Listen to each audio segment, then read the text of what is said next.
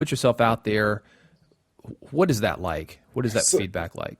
yeah, I mean, haters usually come in a few different flavors. I mean, there's just your mouth breathing racists that I can't really even take seriously because I mean, they're just people who have hate in their heart, and I'm never going to turn them. It is what it is. I mean, here I am, a black man talking about fatherhood, and the stereotypes about black fathers is not a positive one. So they obviously just want to jump on me for that. I'll never change those people, and it just comes with the territory.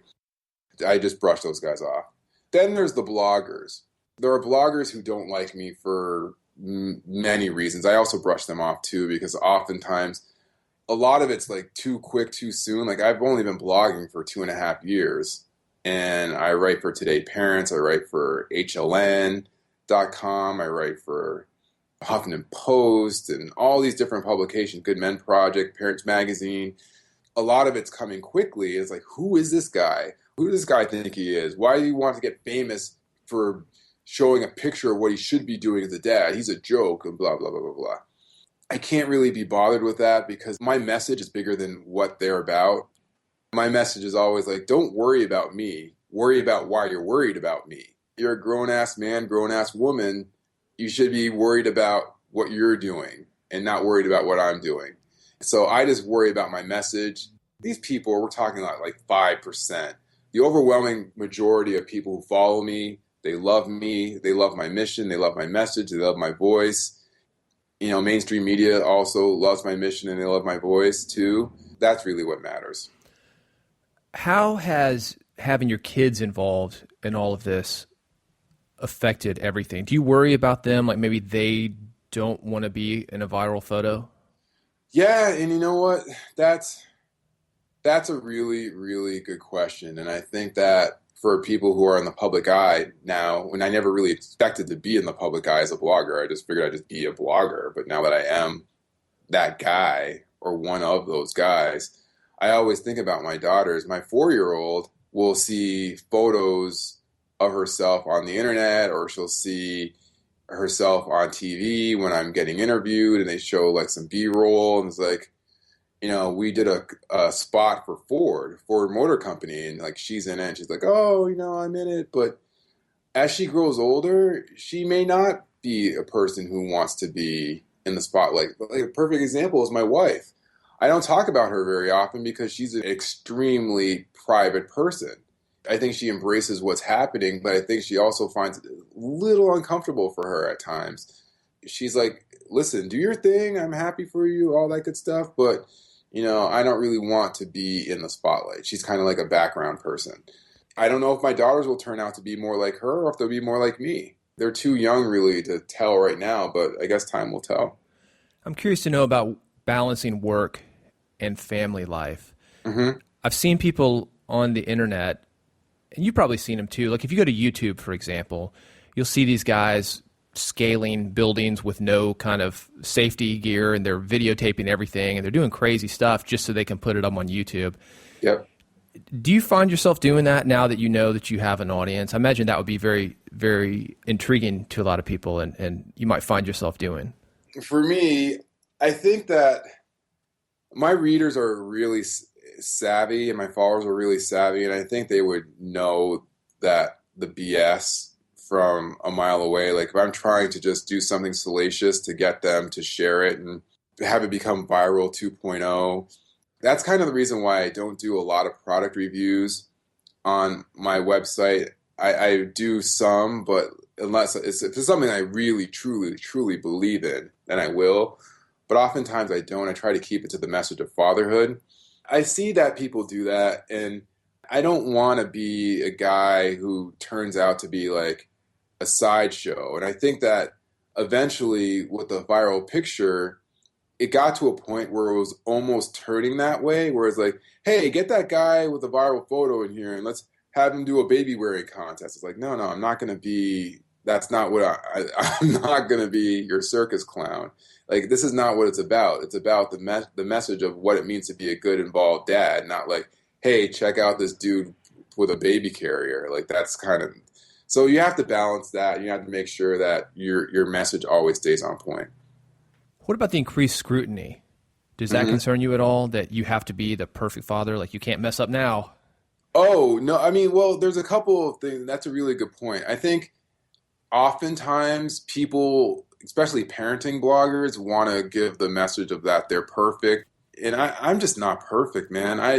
I struggle. There's a lot of things like I struggle with in fatherhood that everything from creating that tight braid for my daughter to trying to figure out exactly if I'm doing enough for them. Am I doing too much? Am I putting too much information out there? Am I putting too little? Am I not spending enough time with my kids because I'm writing so much? Like, there's all these things that I worry about.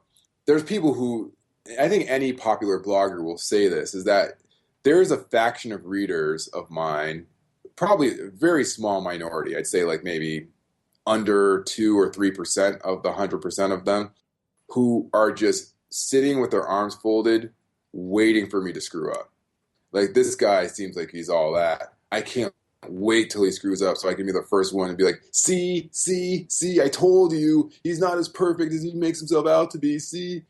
But the thing is, like, that's okay. I never said I'm perfect. And I know that I'm going to make mistakes. And I know I'm just like everybody else. I just believe in fatherhood. And I never said that I'm the best dad in the world.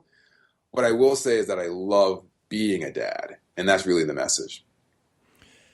Have you thought about where you're going to go once your kids grow up? It's really interesting is that you look at a lot of the parenting blogs in this day and age, a lot of them focus in on what it's like to have babies, like kids my age, toddlers. My oldest is 4 years old and my youngest is about to be 19 months old. I look at what they go through and how they're going to change, like what's going to happen in the teenage years, what's going to happen in the tween years, what's going to happen when they're in elementary school, middle school. Will it still evolve? And I think that I'm kind of growing with the fatherhood thing as my readers are growing.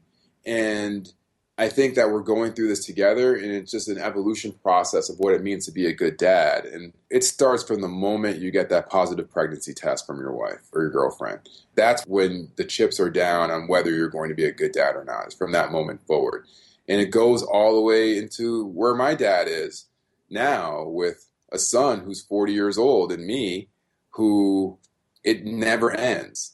I'm not saying that we'll be writing this blog when I'm my dad's age, but I think that what it means to be a good dad is all encompassing, and it's never something that stops when a kid becomes 5 or 6 or whatever. It goes forever as long as that child is alive. I think that's a good answer, and I think that you've done an excellent job of going with momentum so far, so there's no doubt that you'll continue that trajectory. What are the big takeaways here of getting something, running with it, being thrown out there to the world? What advice would you have for somebody who's trying to start a blog, wishes a video would go viral, wants to write a book? I think the main thing is just keep it authentic. There's a few pieces of advice that I would give. Keep it authentic.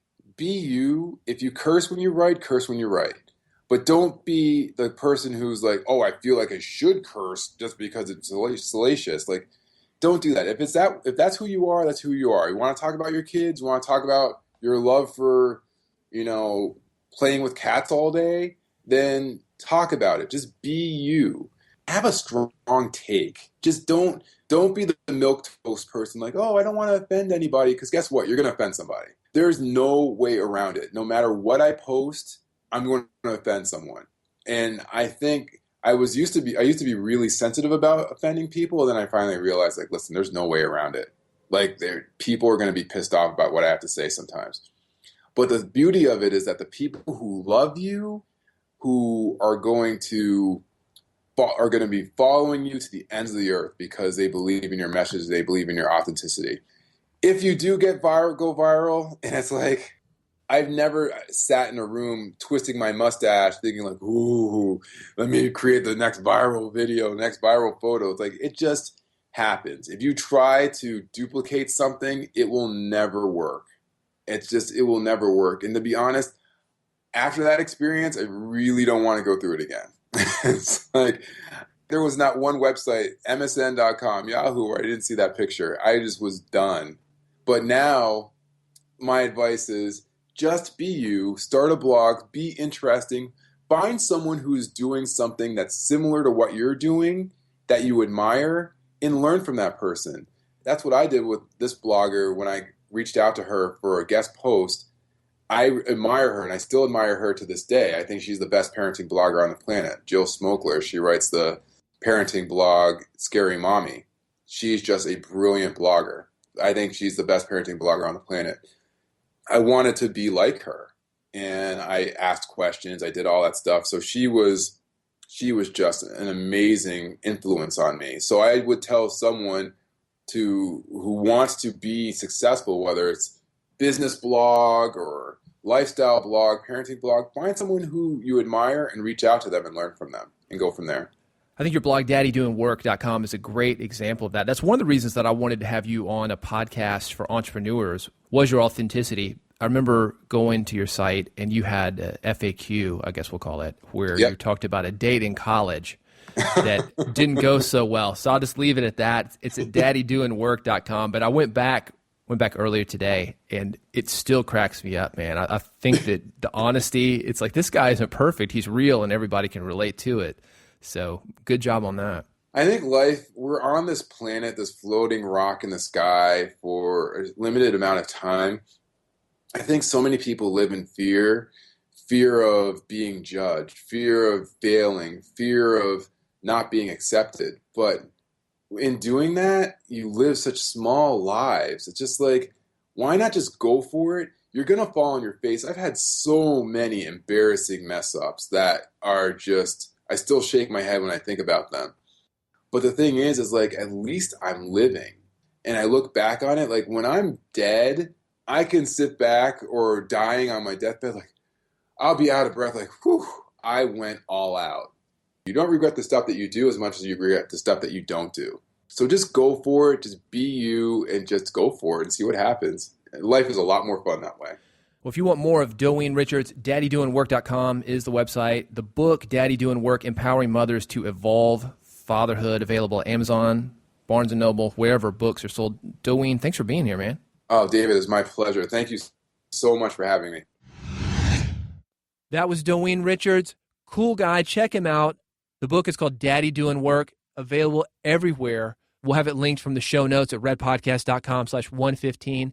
The website is daddydoinwork.com, and even if you don't have kids, it's a great place for you to learn about how to be more authentic with the media. This guy's good on camera, and you can learn something from him. Go watch his reel, daddydoinwork.com. I appreciate you listening. Appreciate you guys telling friends. We'll see you next time on the next episode of Red Podcast. You've been listening to Red Podcast, Real Entrepreneur Development. Subscribe today using iTunes, Stitcher, or via RSS at redpodcast.com.